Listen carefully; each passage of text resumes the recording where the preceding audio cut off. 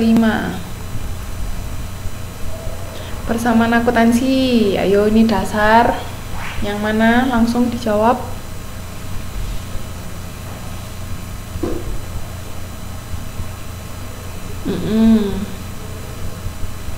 Yo, yang lain belum jawab. Oke, tuh.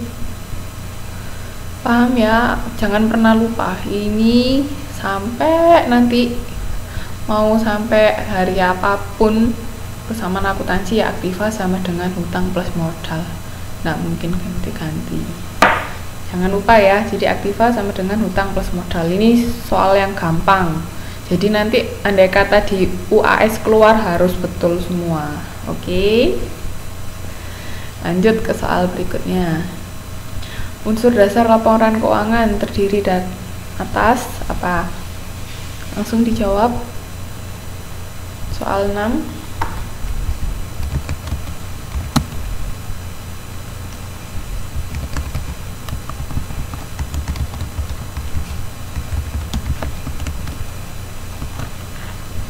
Ya.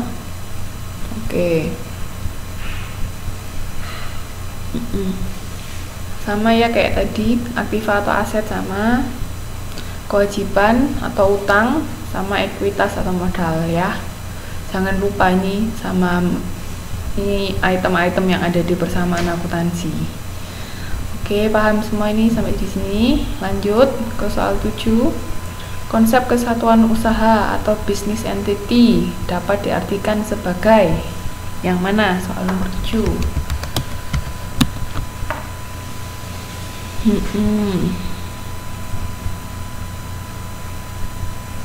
Yang lain? Ya.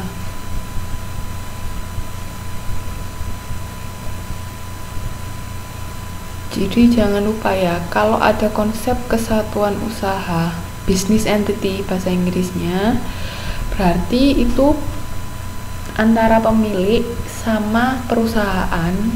Usaha itu pencatatannya harus dipisahkan, jadi tidak boleh dijadikan satu, harus pisah ya. Jadi perorangan pemilik sendiri mencatat semua keuangan pemilik, sama perusahaan mencatat sendiri perusahaan, tidak boleh digabung jadi satu. Walaupun misalnya yang pemilik kan pasti masukkan modal ke perusahaan, tapi kalau sudah dimasukkan situ berarti itu jadi milik perusahaan, bukan miliknya pemilik. Jadi pencatatannya ikut perusahaan, terus kalau uang yang lain yang nggak dimasukkan ke perusahaan itu baru dicatat secara pribadi. Paham ya? Oke, lanjut soal 8. Apa jawabannya?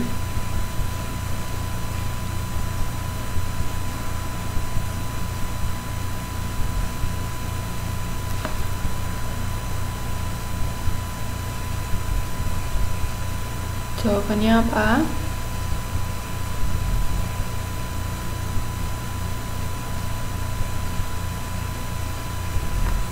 Tahu harga perolehan itu apa? Ada yang tahu? Apa itu harga perolehan?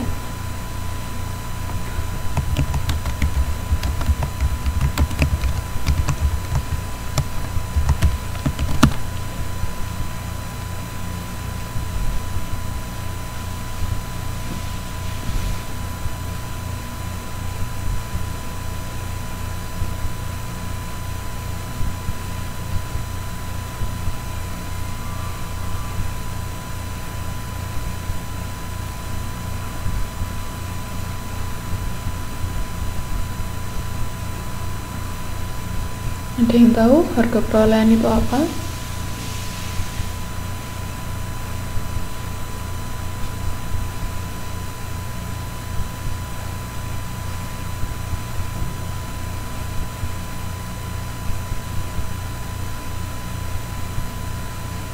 Halo? Kok lama?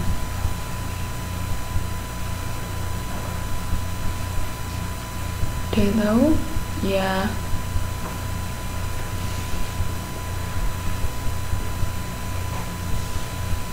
Yang lain ini kemana ya? Kok yang aktif cuman orang 3?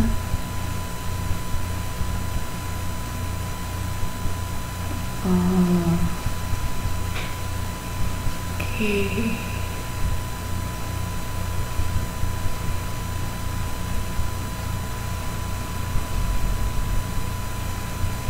Mbak yang lain, saya tunggu. Mbak Rita, Mbak Kasmia, Mbak Nurhayati, Mbak Evia.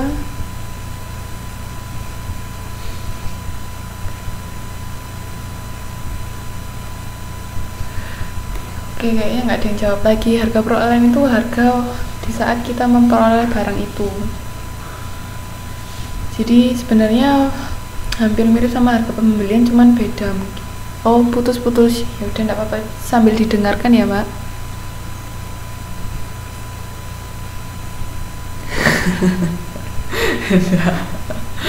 bukan sebelum didistribusikan. Jadi harga perolehan itu harga ketika transaksi itu terjadi. Jadi ketika kita memperoleh barang itu kan ada harganya.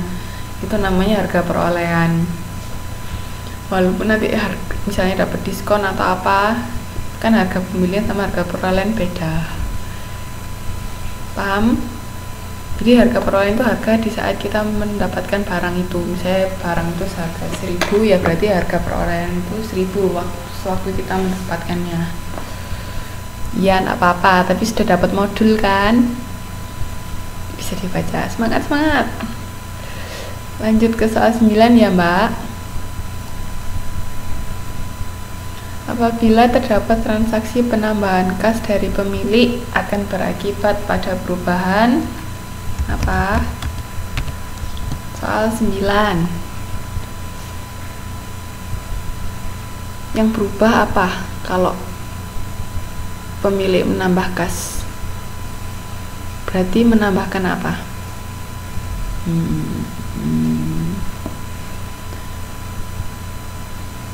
Mbak Rita, kok jawabannya A?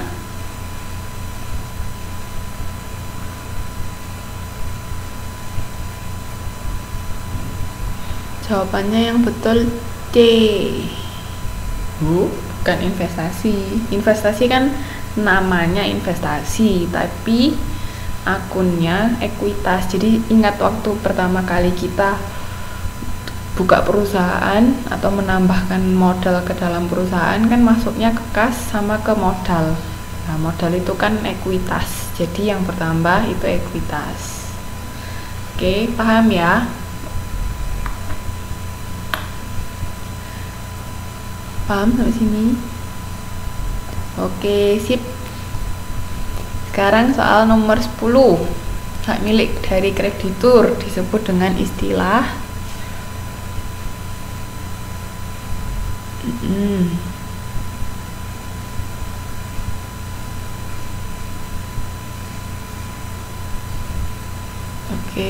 Oke, Gus.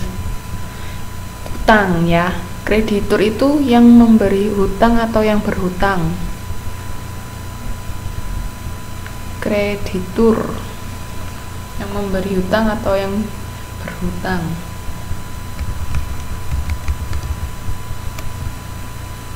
Oke, yang lain. Kreditur yang memberi hutang atau yang berhutang. Ya, betul. Sip. Jadi jangan lupa kalau kreditur memberi hutang, kalau debitur kita yang berhutang. Oke.